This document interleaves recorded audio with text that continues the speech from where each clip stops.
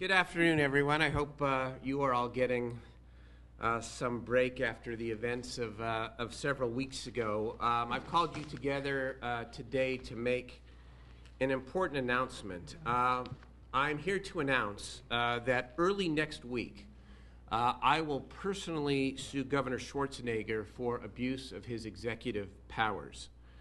On Wednesday, the nonpartisan 93-year-old Legislative Council Bureau issued an opinion that made it clear that the governor has no right to unilaterally undo our budget agreements, causing further harm to people and violating his constitutional authority and the checks and balances contained within our state constitution. In short, we elected a governor, not an emperor.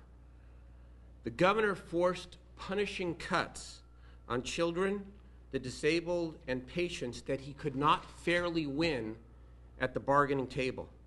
And in doing so, he overstepped his authority. Of course, the legal question in the case that we will file is whether the governor overstepped his constitutional authority by making line item vetoes to the budget revision that the legislature sent him 2 weeks ago. In its opinion, the Legislative Council said clearly that a governor can only line item veto, quote, appropriations, and what we sent him on July the 24th were not appropriations. They were revised reductions in existing previously enacted appropriations that we made in February. Why is this issue important?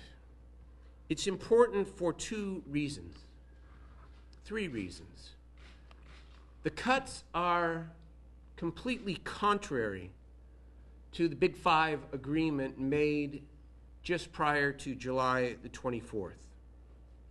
More importantly, these cuts will hurt, beyond the cuts we had already agreed to make, will hurt real Californians and some of the most vulnerable Californians.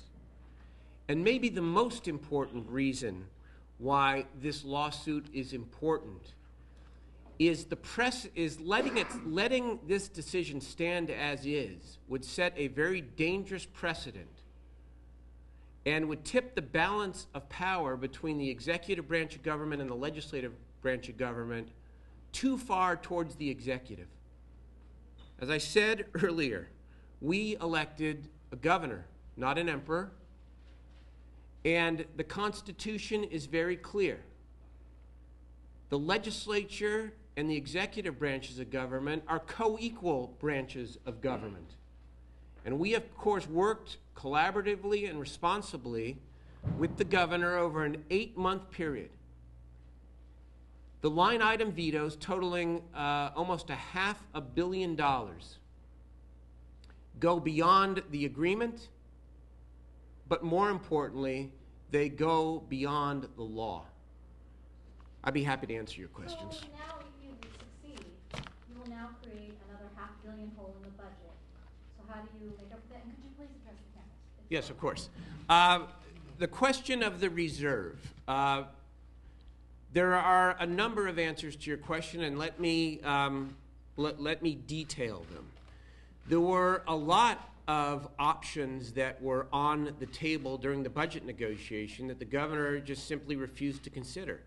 Let's start with the $1.9 billion that would be easily available if we asked independent contractors to pay 3% of their tax obligation up front instead of on the back end. Let's look at the fact that Democrats, I think, rightfully put issues like a tobacco tax, which has a direct impact on health care, on the table that was a non-starter. Same with the oil severance tax, which, by the way, was a tax that the governor himself proposed back in January. In terms of what the governor could have done on the 24th of July, after the budget was passed, given the shortfall, now remember what occurred here is the Senate put up the requisite number of votes for all of these difficult bills. And we completed our job, and in completing our job, we provided for a $1 billion reserve. The governor could have done many things at the moment, given what occurred between Mr. Blakesley and the governor in the early hours after the Senate adjourned. Could have said, well, let's make some unallocated cuts across the board, at least until we return in the month of August, and we can work together to figure out whether to replace those unallocated cuts. He could have simply said, look, we have a balanced budget, the reserve is important, but we will commit to building the reserve when we get back. And again, there were a whole host of issues. He could have insisted, by the way, that the legislature stick to that the entire legislature passed the HUDA bill, which would have been $1 billion and would have dealt with the reserve requirement. That apparently was an agreement struck between the administration and Assemblymember Blakesley, who was unhappy about a whole host of things, apparently, and this was the agreement that was made in the early morning hours of July the 24th to gain the necessary Republican votes in the Assembly to pass the whole package. So there were a whole host of options, and going forward, there are a whole host of options to be able to build that necessary reserve. But taking another whack out of the most vulnerable Californians is wrong. It is contrary to what we agreed to and what we fought for. And most significantly, for purposes of this press conference and our action next week, it violates the separation of powers principles of the California Constitution. At any point during the negotiations, did he give you any clue that he was going to use his blue pencil, and do you consider that a betrayal of sorts? He never did. In fact, I asked the question more than once to make sure that we were all on the same page there, because look, we dealt with a $62 billion deficit, and there was a lot of pain. But we staked out very clear ground. I said it, if I said it once, I said it 100 times in venues just like this. Democrats are fighting to protect the safety net. We know there are going to be cuts, and painful cuts, but we wanted to hold the line in terms of the decimation or near decimation of the safety net. And so that's what we negotiated. And that's what I shook hands with the governor over. And the blue pencils obviously were contrary to that agreement. So, I don't like to get into the juicy adjectives about how I feel about it. It's pretty obvious how I feel about it. It was What are some of those adjectives?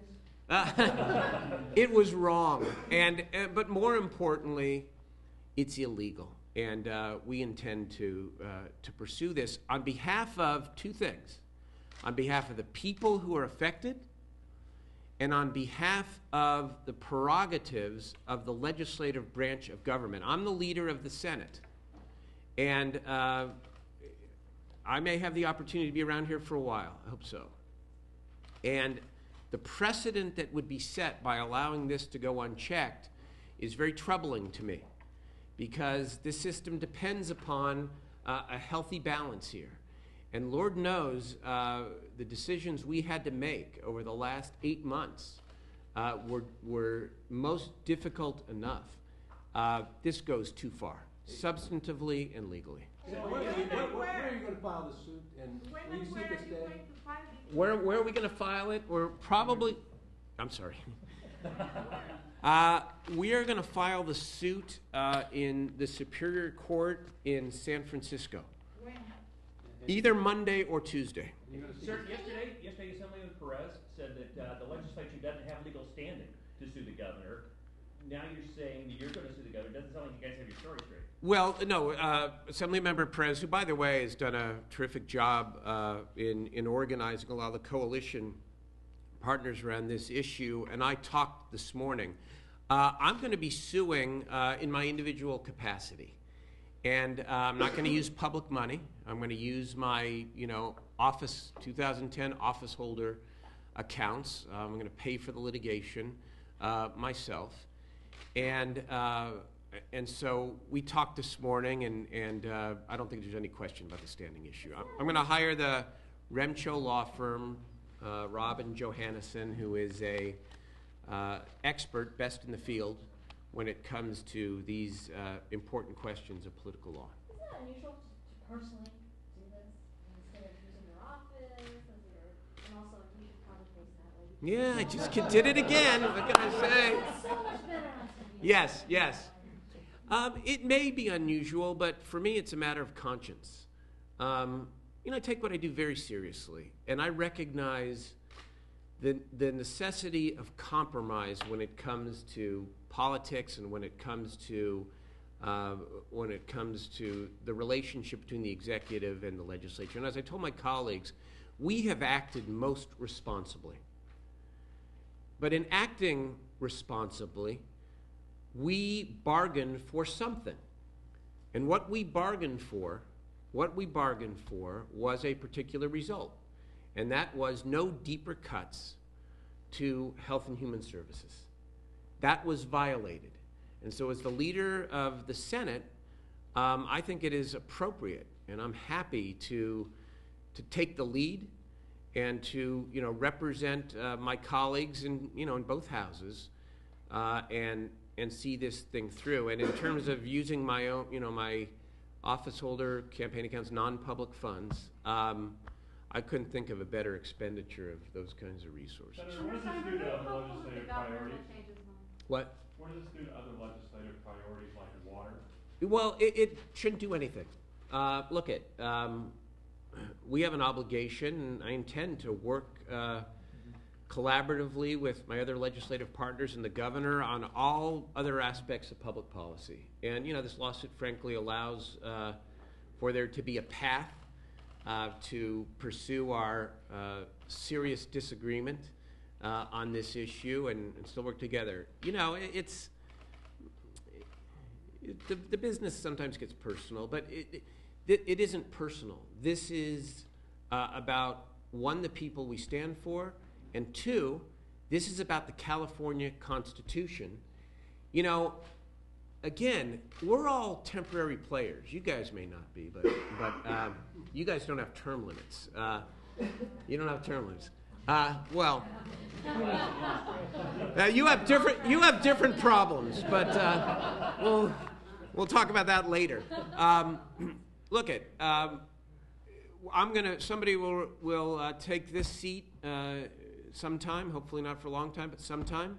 There will be a new governor. It's less about the personalities. It's about the precedent. And it is about making sure that there is the appropriate balance between the branches of government. Because if the balance isn't there, there are real consequences. Look at the consequences here.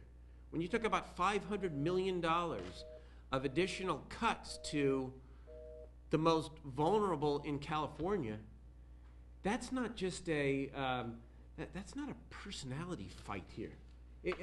That's about real people. And so establishing the proper precedent here that the governor can line item appropriations, that's clear in the Constitution. But when the legislature presents what is essentially a cut-only revision, that is not an appropriation, that is a series of additional cuts. And you can't take that down further. So I look forward to the court, the litigation, and the court wading in on this, not only on behalf of the people affected today, but on behalf of the people who could be affected for many years and decades into the future. Senator Steinberg, are you hopeful that the governor will change his mind, that he'll come back to you and say, okay, we'll do away with these cuts, we'll find a different solution? Well, certainly there's a legislative solution here. I don't have any, I don't necessarily have that expectation, but certainly we're happy to pursue parallel paths here. And if this can be resolved legislatively, then great. We'll all save a lot of money and a lot of time. But I'm not going to just hope for the goodwill and best wishes, of the executive branch of government. We're going to take them on, and again, take them on behalf of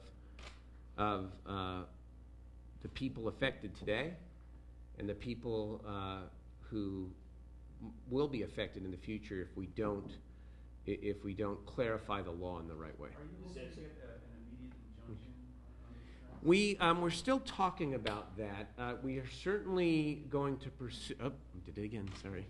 We are certainly going to pursue an expedited resolution of the case, whether that takes the form of an injunction or a temporary injunction. I think this will involve injunctive relief one way or another, but we're still talking about. But we're certainly interested in an expeditious resolution of this issue. Senator, how much of this goes back to the Assembly? I mean, the Senate passed the bills that came out of the Big Five agreement, but the Assembly failed to, and that's why the governor says he had to make these cuts. So how much of this goes back to the Assembly for failing to live up to its part of the Big Five negotiation? Well, I think that is an issue, but I want to be clear. I put it on, and I'm been privy to, a lot of information since the 24th of July.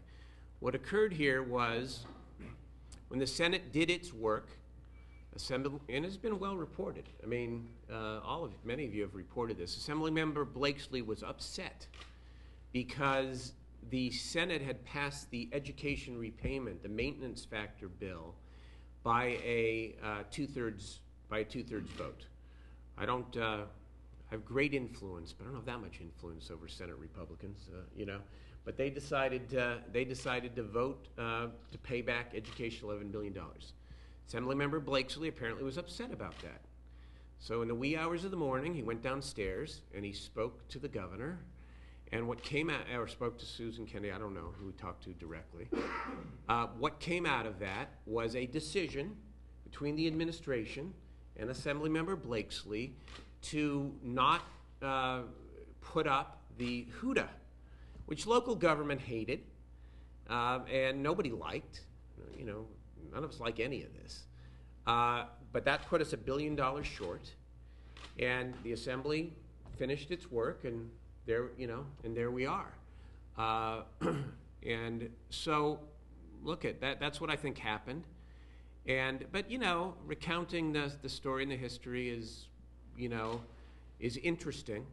But really, what matters is what we do going forward, and what is important here is that we establish in law the correct balance between the executive and legislative branches of government for all the reasons I've stated. Who else? What does this do to your relationship with the governor? I mean, is it a big five? Is it awkward? You know what? It's a personal lawsuit. Maybe it'll improve the relationship. It's actually, it's not personal. It really isn't. And I know him well enough. I don't know how he'll react to this, but you know what? I'll sit down and work with the governor. This is not about us. I have a job to do. I mean, it would be foolish of me. Oh, he did this. I'm not going to work with him. No, I'm going to work with him.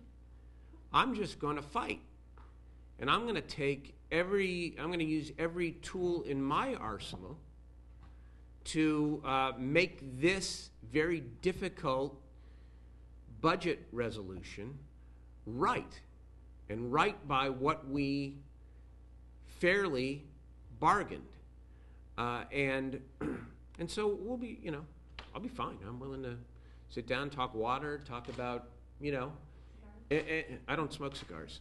Talk about, I do eat almonds though. You what? Statuary? What's statuary? No, what does that mean? I'm sorry. I'm not kidding. We'll move on.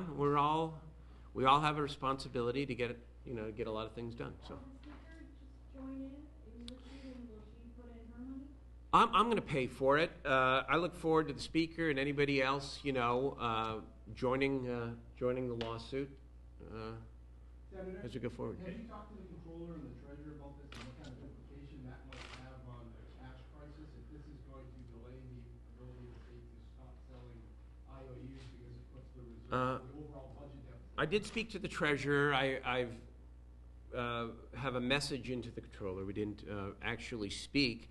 But there's an easy answer to that question, and that is, and Julie asked it a moment ago, just restore the cuts and find an alternative.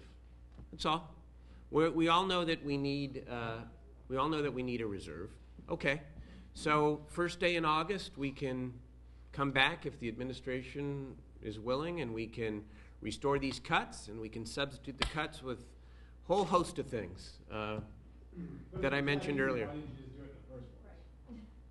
Well, because he wouldn't agree to it. You know that. You know the answer to that question. But that's right, you got a stalemate again, and does that? Well, look at, Back to what? We did not agree as part of a good faith settlement, and we will not agree to balancing this budget and creating a reserve by cutting an additional $500 million from Health and Human Services beyond the deep cuts we have already made. Again, Senator, what's the pot of money you'll be using to fund the lawsuit? My own 2010 campaign funds. It's an campaign/office holder. Are you inviting him to speak with you, the governor, before you file this lawsuit next week? Are you hoping that will? And what do you mean that the lawsuit provides a path for? No, I'm saying the question earlier was, are you willing to sit down with the governor and talk about a legislative resolution to restore these cuts? And the answer is yes. The litigation is a very important path in case it can't be worked out legislatively. And again, establishing the precedent in the right way is also important. So in terms of, am I willing to talk to the governor? Or always. Are you inviting him before you do this? To actually go to court? Yes. Formal. It'll be. I'm going to send out an evite. One of those evite things. It's a good idea. No, I'm not. Look it. Of course, the administration wants to talk about a different resolution of this. I'm very happy to do so. Senator, the governor's also talked about other things, sorry to cut on the water thing, but talking about doing things without public vote. Is this also a little bit of a shot at him about doing other things without getting legislative approval? Well, I mean, I will say yes. We are going to always protect the prerogative of the legislative branch of government. And secondly, the governor, I know, has a lot of items on his agenda, and frankly, they're common items. You guys don't know this because we haven't been too public about it, but we, the legislative branch, have been working for months on a comprehensive water solution. And in fact, we put out in print, our bills just a couple of days ago. We're putting in all of the preliminary work here to frame the potential for an agreement. And we look forward to working with the administration on this. But let me tell you, I am not, whether it's water, whether it's the tax commission and reforming the tax system, whether it is, you name the issue. Prisons is no, I'm not including prisons because we're gonna do that one quickly, because that one has been out there for a while. But with all these other items that are part of the agenda, they are serious issues. We work with all deliberative speed, but we're not jamming anything through the process, anything. So somebody says, well, governor says special session September 20th for the tax commission. Great. We're going to roll up our sleeves, work with him, work with the commission. It's a very important, serious issue. But no one, we're not going to agree to some sort of artificial timetable. 2 weeks, you got to get this done. No. We have been, if you look at what has happened over the last 8 months, we have played a lot of defense here. I love the sports analogies. We have played a lot of defense. And we've played a lot of defense because of the fact that the state 2 times now, in February and again in July, was on the verge of economic collapse. And so we made compromises and difficult decisions, decisions that I wouldn't make in any other context, because the greater value was to save the state from economic collapse. Well, going forward, and we know our budget crisis isn't necessarily over, but on all of these other issues, we're not playing defense. We are going to be playing offense, and we are going to be equal partners with the executive branch of government. And that's, again, the principle that underlies this important lawsuit. Thank you. Thank you all. Okay?